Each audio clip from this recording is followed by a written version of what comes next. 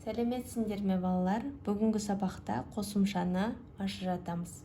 Яғни жұрнақ пен жалғаудың ерекшелігін.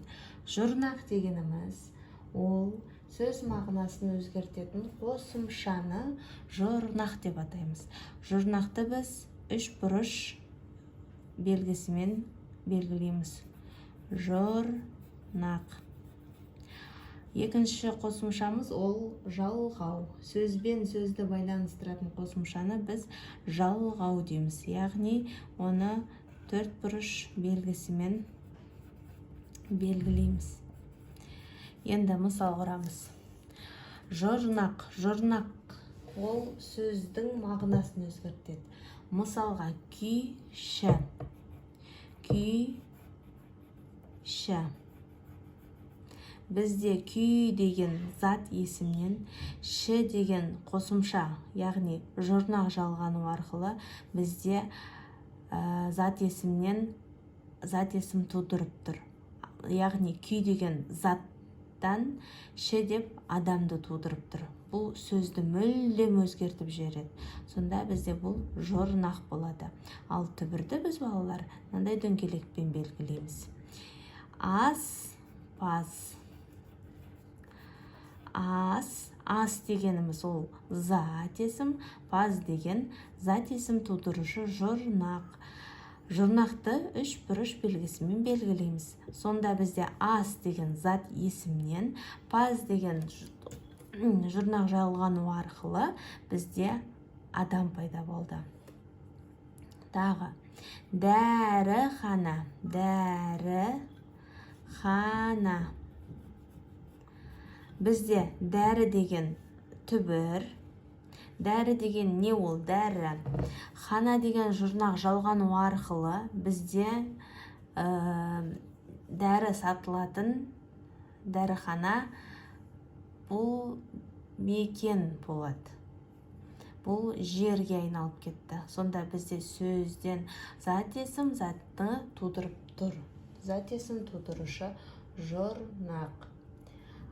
Қала. Қала деген бізде зат есім, қала лық деп бізге лық деген жұрнақ қосылып, бізді қала зат есім, қала зат есімнен қалалық сын есім тудырып тұр.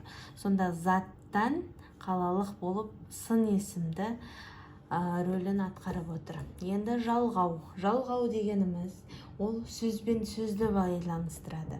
Мысалға күй. Күйді.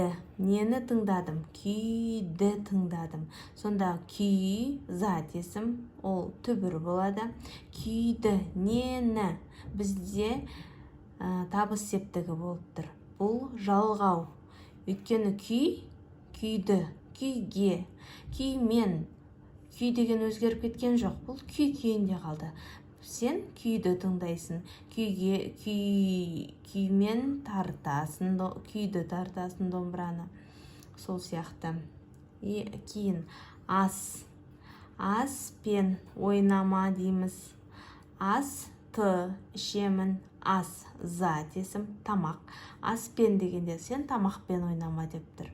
Сонда бізде мағынасы түк те өзгерген жоқ. Сонда бұны өзгермейтін бөлікті не істейміз? Не дейміз? Жалғау дейміз. Жалғауды төрт бұрышпен белгілейміз. Дәріге барамын. Дәріге. Ге деген қосымша. Яғни жалғау жалғану арқылы бізде дәріге. Дәрі деген түбір. Дәрі өзгеріп кеткен жоқ. Мен дәріге барамын. Сол дәріге барасың. Бұл сөз өзгермегеннен кейін бұл жалғау болады. Қалалық. Қалаға шықтым. Қалаға қайда шықтым? Қалаға шықтым. Қала деген зат есім. Қалаға. Сен қала деген сөз мағынасын өзгерткен жоқ. Не? Қала. Қалаға қайда? Қалаға барам. Ол қала болып қалды. Алматы қаласы. Астана қаласы. Қалаға Алматы қаласына болса, ол да өзгермейді. Сонда бізде не болады? Жалғау болады. Мағынасы өзгермейді.